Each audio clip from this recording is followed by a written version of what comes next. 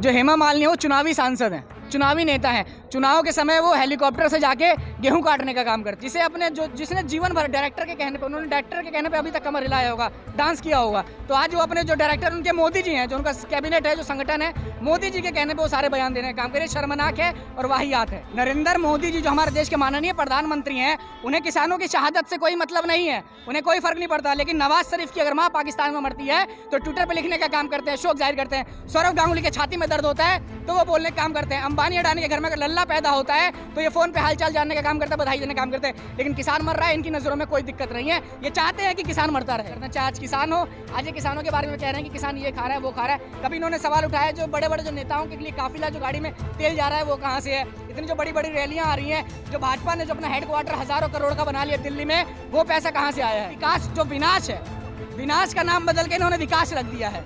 और अब 7 साल हो गए विकास विकास। मुझे तो मोदी जी का विकास ही नहीं दिख रहा कि पता नहीं कौन सी गली में मोदी जी का विकास घूम रहा है और किसके साथ मिलकर उन्होंने विकास पैदा करने का काम किया है। नमस्कार, मैं दामिनी शर्मा। एक बार फिर हम गाजीपुर बॉर्डर पर आ चुके हैं। गाजीपुर बॉर्डर पर किसान आंदोलन को आज 49 दिन हो चुके हैं। 49 दिन से किसान अपनी मांग के लिए, अपने अधिकारों के लिए लड़ रहे हैं, परंतु 8 दौर की वार्ता के बाद भी कोई नतीजा नहीं निकला है।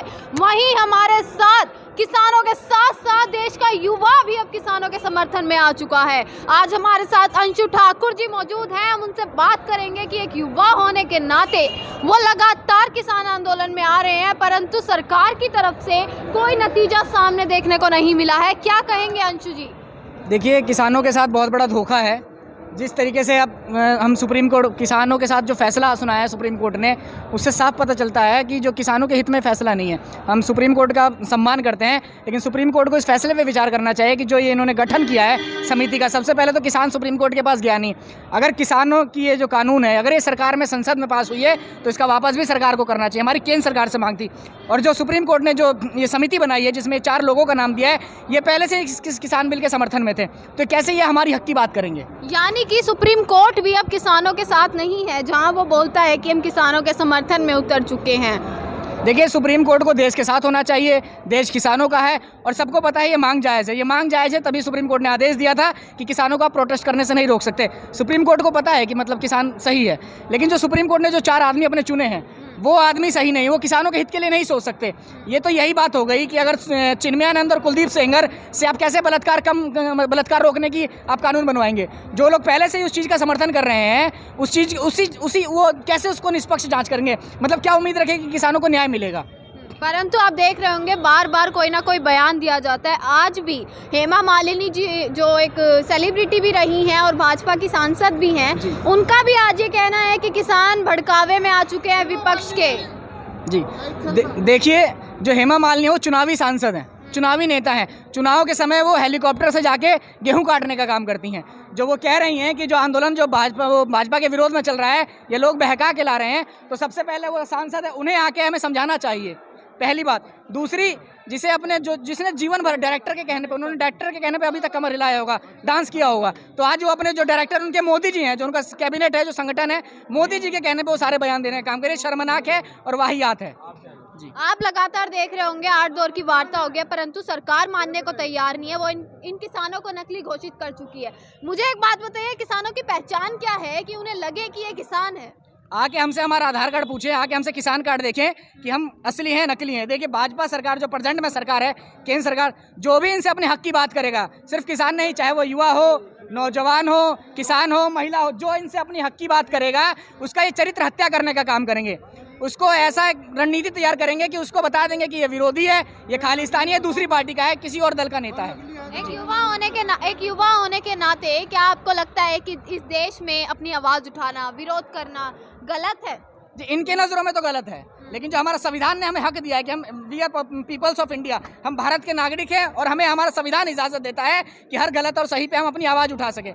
लेकिन ये लोग हमारी चरित्र हत्या करने का काम करते हैं। इनका जो IT सेल है वो एक ऐसा डिपार्टमेंट बन चुका है कि मतलब जो भी इनके खिलाफ आवाज़ उठाता है उसको किस तरीके से बदनाम करने का काम करते हैं। चाहे आज किसान हो, आज ये किसानों के बारे में कह रहे हैं कि किसान ये खा रहा है, वो खा रहा है। कभी इन्होंने सवाल उठाया जो बड़े बड़े जो नेताओं के लिए काफिला जो गाड़ी में तेल जा रहा है वो कहाँ से है? इतनी जो बड़ी बड़ी रैलियां आ रही हैं, जो भाजपा ने जो अपना हेडक्वार्टर हजारों करोड़ का बना लिया दिल्ली में, वो पैसा कहाँ से आया है?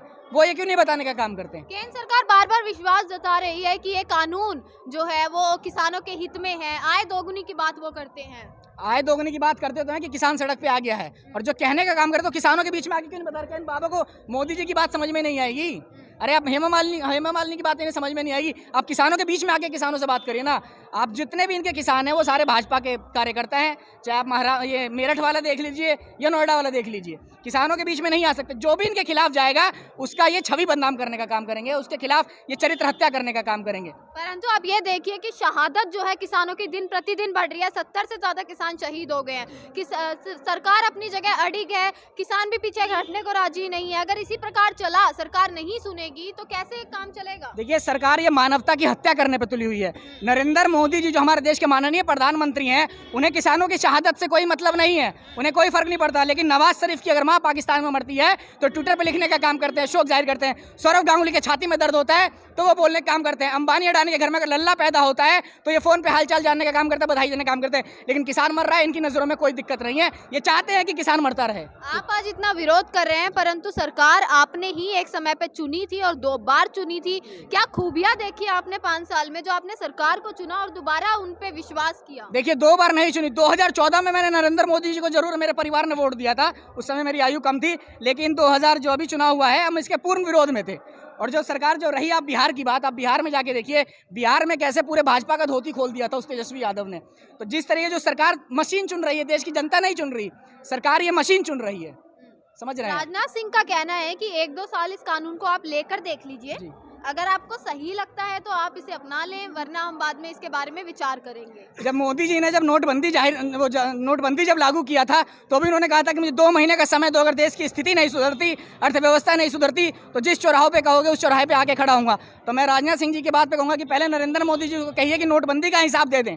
रही बात ये कह रहे हैं आंदोलन के लिए, राजनाथ जी ने एक और बयान दिया था कि आप किसानों से कोई ज़मीन नहीं छीन सकता। तो छीन तो हमसे कोई हमारे घर की माचिस भी नहीं समझ सकता, लेकिन ये कानून ऐसा बनाया गया है, ये ऐसी रचनाएं रची गई हैं कि किसान विवश होकर इस कानून के तहत अपनी ज़मीन बेचेगा।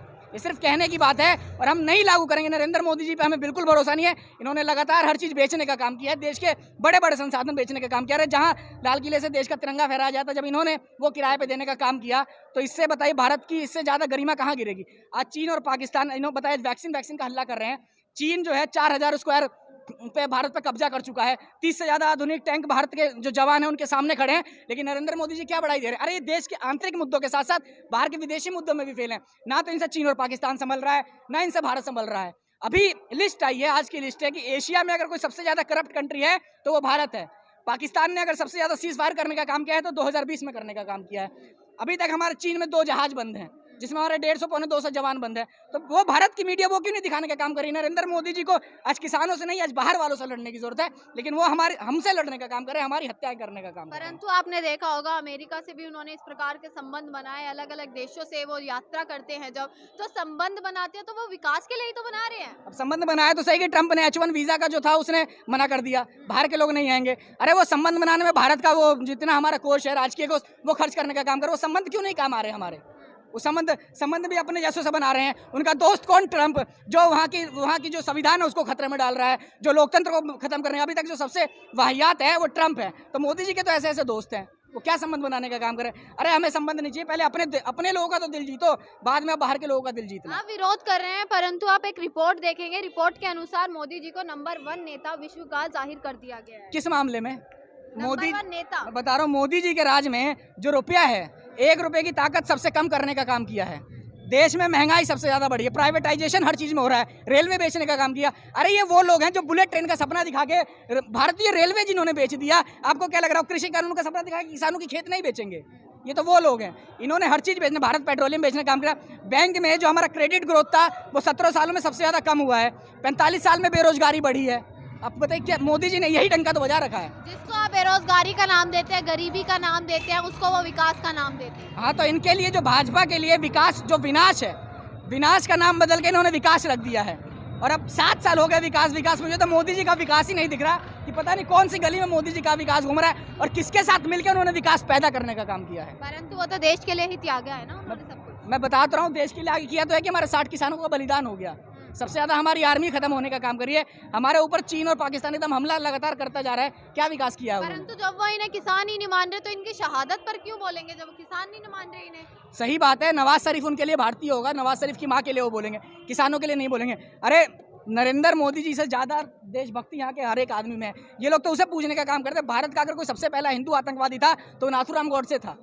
ये लोग नाथूराम गॉडसे वाले विचारधारा हैं, लेकिन यहाँ जितने लोग बैठे हैं वो भगत सिंह वाले लोग हैं। और ये दुनिया, अरे इन्होंने तो भगत सिंह को भी रशियन एजेंट कहने का काम किया था इन लोगों ने, तब भगत सिंह को कोई फर्क नहीं पड़ा। उसने देश के लिए 23 साल की उम्र में शहादत दी थी। तो किसानों को कुछ भी कहे, हम उससे कोई फर्क नहीं पड़ता। हमारी लड़ाई लंबी है, हमारी लड़ाई शांति से, और हम लड़ेंगे। भाजपा के सांसद हैं और जो सदस्य हैं वो अलग अलग बयान देते हैं। कभी साध्वी प्रज्ञा सिंह ठाकुर जेल भेजने की बात करती है किसानों को, मनोज तिवारी अलग बयान देते हैं, संबित पात्रा जी वामपंथी से इनको जोड़ते हैं। आप भाजपा के सांसद इन्हीं की, आप सुब्रमण्यम स्वामी का बयान क्यों नहीं सुनती? सुब्रमण्यम स्वामी भी तो भाजपा के नेता हैं। उन्होंने बोला है कि ये भारत जो खुश हो रहा है नई नई चीज़ों को लेके, वो समझ नहीं रहा संकट कहाँ है। संकट बताइए, चीन और पाकिस्तान हमारे छाती पे चढ़ के बैठा है। सेना प्रमुख का बयान आ रहा है कि चीन और पाकिस्तान मिलकर भारत के लिए खतरा हो सकता है। उस पर क्यों नहीं आप लोग ध्यान देते? ये नरेंद्र मोदी सुब्रमण्यम स्वामी की बात क्यों नहीं सुनते? अरे अर्थशास्त्री के मामले फेल, देश के आंतरिक और विदेशी मुद्दों में, नीतियों में हर जगह फेल है ये।